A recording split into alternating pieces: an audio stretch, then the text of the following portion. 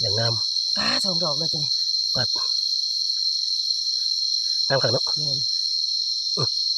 เขาเห็ด2-3 มื้อเลย ได้แห้งยางอยู่ครับเดี๋ยวเอาลูกดอกง่ายๆก่อนเดี๋ยวว่างไว้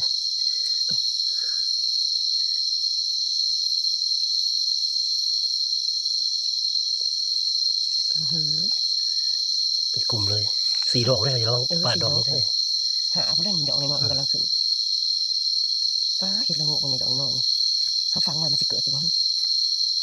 โมใหญ่ตายคือเราเนาะมันถือกันนั่นแหละ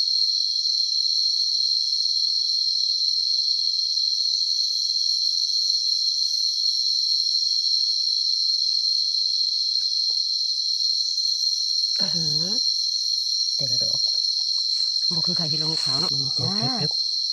ของงามอุ้ยครับน้องเป็นมือสมุยพอดี